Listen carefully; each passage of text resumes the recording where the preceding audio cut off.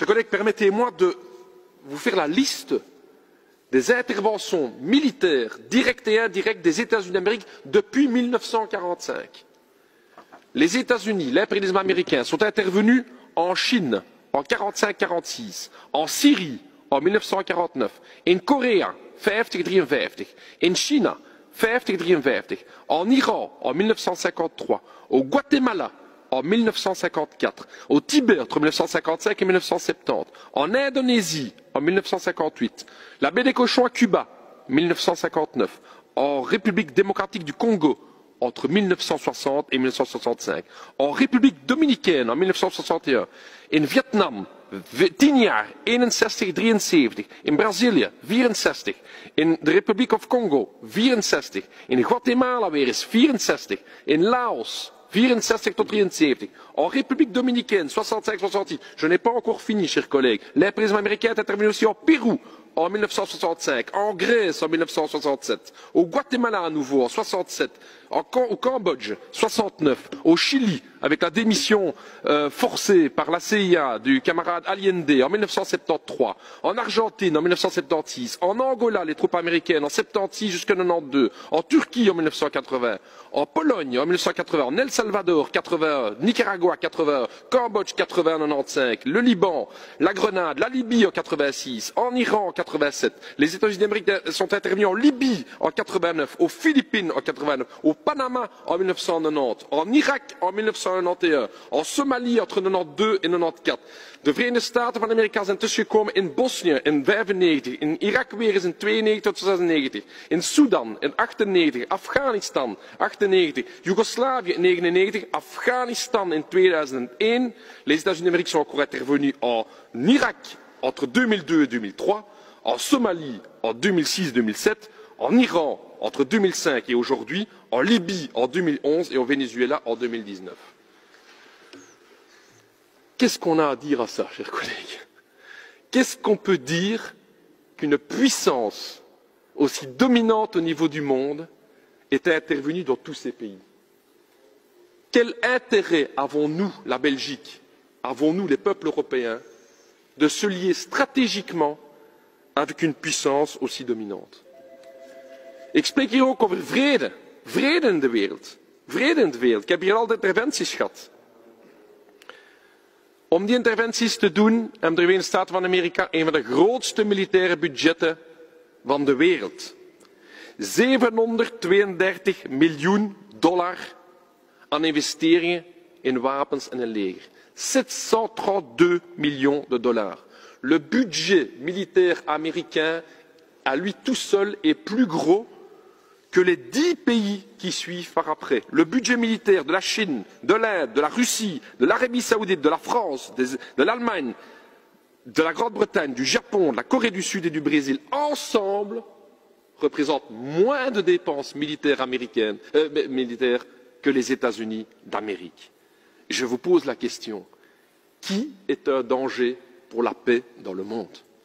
Wie is een gevaar voor vrede in de wereld? Dat zijn de Verenigde Staten van Amerika, het imperialisme van Amerika, die met zo'n militair budget overal tussenkomt waar het wilt. Je vous rappelle, chers collègues, que l'intervention des États-Unis d'Amérique en Irak et l'embargo qui a suivi a coûté la vie à 1,5 million d'Irakiens. Comment pouvons-nous encore avoir un partenariat stratégique avec une puissance qui est responsable de la mort d'1,5 million de travailleurs et d'enfants irakiens? C'est ça la question. Pour le quart de la moitié de ce qui réaliserait d'autres puissances dans le monde, on appellerait à des sanctions, c'est scandaleux. Et ici, on se tait. Ici, on se tait. Parce que ce sont les États-Unis d'Amérique. Parce qu'on laisse faire. On parle ici de multilatéralisme, du besoin de multilatéralisme dans le monde. Mais où est le multilatéralisme des États-Unis d'Amérique? Waar is het multilatéralisme? De Verenigde Staten hebben heel veel teksten niet onderschreven. Het Statuut van Rome, internationaal strafhof, niet ondertekend. Conventie voor de rechten van het kind, Verenigde Staten, niet ondertekend. Conventie over de Law of the Sea, het zeerecht, niet ondertekend. Conventie tegen dwangarbeid, Verenigde Staten, niet ondertekend. Conventie over vrijheid van vereniging en bescherming van die vrijheid, niet ondertekend. Het Kyoto-protocol, niet ondertekend. Comprehensive Test Ban Treaty, tegen het testen van kernwapens, niet ondertekend. Het verbodsverdrag tegen kernwapens, niet ondertekend. Conventie voor de bescherming van migrantwerkers en hun gezinnen, niet ondertekend. Conventie tegen discriminatie in het onderwijs en in tewerkstellingen, niet ondertekend. De United States of America, onze grote bondgenoot, heeft al die multilaterale teksten gewoon niet ondertekend. Die zijn gewoon tientallen keren tussengekomen in andere landen zonder mandaat, zelfs van de UNO. Geen probleem. Pourquoi, chers collègues, devons-nous garder ce partenaire stratégique? Et pour nos peuples à nous, et pour les peuples du tiers-monde, nous n'avons aucun intérêt à ce partenaire stratégique. Alors on va me dire, ouais, mais ce sont nos normes et nos valeurs communes. La résolution ici commence par nos normes et nos valeurs communes. C'est quoi les normes et les valeurs communes des United States of America? C'est quoi nos valeurs communes? C'est Guantanamo? La torture officialisée dans un centre de détention comme Guantanamo, c'est ça les normes communes? Sur l'île de Cuba d'ailleurs, au mépris de l'indépendance territoriale cubaine. Vous imaginez donc ce centre de Guantanamo se retrouve sur l'île de Cuba, alors que Cuba n'a rien à dire sur le sujet. Madame Jadin souhaite pouvoir prendre la parole, Monsieur Lebaud. Madame la Présidente. Je sens que mon collègue communiste se met littéralement en rage. J'aurais préféré que vous participiez au débat en commission et vous auriez entendu. J'aurais aussi préféré que vous écoutiez mon intervention pour bien comprendre qu'il n'y a pas qu'un revers de la médaille, mais il y en a plusieurs. Il n'y a pas qu'une facette de la coopération, mais il y en a plusieurs. Tout comme nous le faisons ailleurs avec d'autres pays. Quand nous condamnons la violence, quand nous condamnons la violence des droits fondamentaux, nous le disons aussi. C'est le propre de la diplomatie. Je peux juste demander, alors, si vous avez autant de critiques à leur partager sur les États-Unis, pourquoi on n'a jamais pris une sanction envers les États-Unis? Pour ceux qui voient la vidéo, les mouches sont en train de voler dans l'Assemblée. Et c'est ça la question. C'est ça la question. C'est que malgré les bombardements, malgré 1,5 million de morts irakiens, malgré la non-reconnaissance de tout ce qui se passe en Palestine et l'abandon par l'administration Biden de Palestine, jamais l'Europe va prendre la moitié du quart d'une sanction que les États-Unis d'Amérique. Par contre, toutes les autres nations du monde, là, il n'y a pas de problème, boum, boum, boum, etc.